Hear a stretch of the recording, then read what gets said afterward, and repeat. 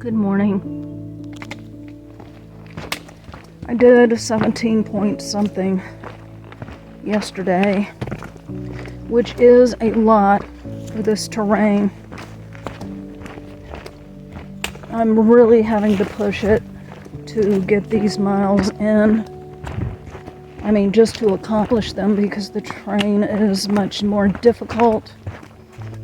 I entered Vermont yesterday, and right when I crossed the border, the mud puddles started. Hikers affectionately call Vermont Vermud because of these mud puddles, and you can either go through them, around them. Sometimes people have thrown stones in there or branches that you can balance on through it. I usually try to go around, but it just slows you down, and sometimes you're not entirely successful at avoiding the mud. I left at about 5:45 today, and I am web blazing. Seems to me that I am always the first one out of camp. I don't know if the other people are just hiking later or if they are doing fewer miles. Most other people that I have observed tend to take a lot of breaks and a longer lunch. I often really don't take sit-down breaks. I do stop for lunch about 15 or 20 minutes.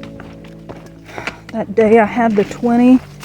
I did a walking lunch just because I wanted to get the miles over with. And maybe I am just not taking the time to enjoy like they are, but it's not enjoyable for me to get in at 6 or 7 o'clock and then have to do everything. Plus, I've just been so tired. So I have about 19 to do today, and it seems that this section that I've done in bigger miles might have been providential, even though it's been difficult, because it looks like tomorrow evening rain is going to start, and if the weather is correct, if the forecast is correct, it will last for several days. The last thing I want is to be out on the trail in Vermont in the rain. I would imagine this trail in Vermont would be a mess when it rains. And those poor people last year that had all of that rain through New England, oh, I feel so bad for them. Anyway, I got to talk to Bud today, this morning on the phone, and that always makes me feel better. And I just gotta tell you, I'm ready to be done. I should be enjoying this section more than some other sections and soaking it in, but I am just tired. I do feel like I have gotten some of that power back into my legs for climbing, and honestly that started after I started those honey buns, and that leaves me thinking that maybe it was just a plain old calorie deficit, not enough fuel of any kind.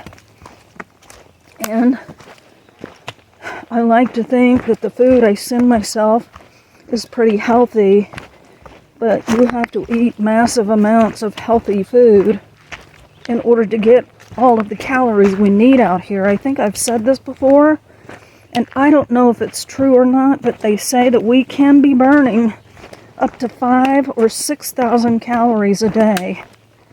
I don't think I'm burning that much, but I definitely think I'm burning a lot. And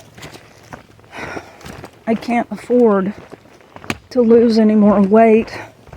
When my pack gets sweaty, it really stinks. And it doesn't stink like body odor. It doesn't even smell like wet dog. It smells more like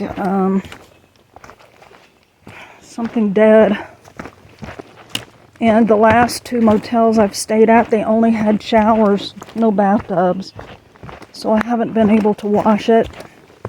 My next stay will be in a hostel, and bathrooms are in high demand at hostels, so I won't do it there.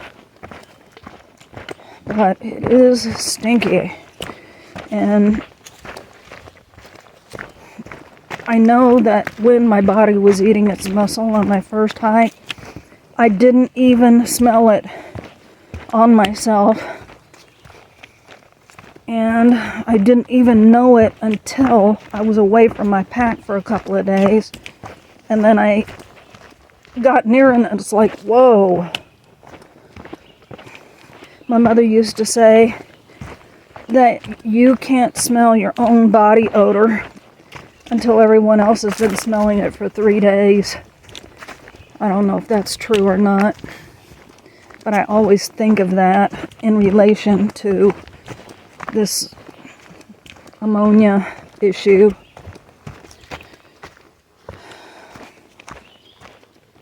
I did sweat yesterday, and it was enough to make my clothes damp, and then it got cold last night, and I had to put on cold, wet clothes.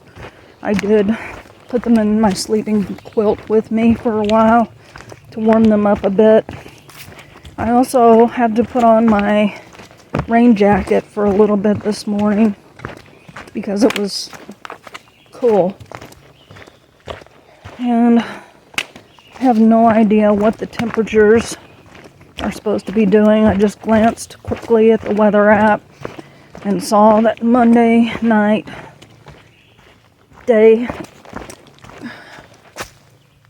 tomorrow night, it is supposed to start raining, and then there's like 2 days with quote-unquote thunderstorms. So I'm worrying about that now.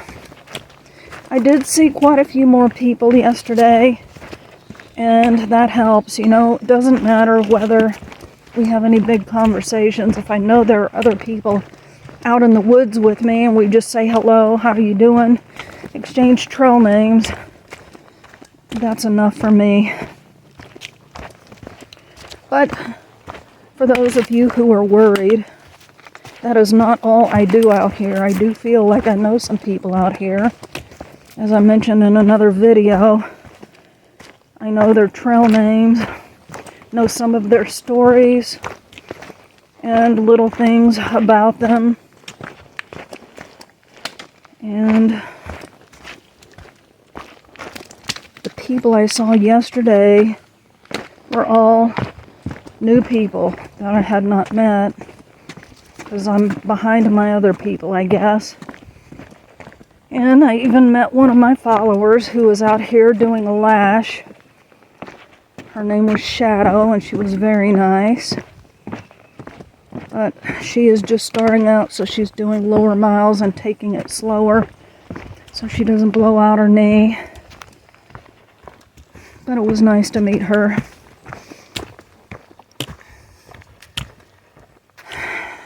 And I guess that is it for the morning report.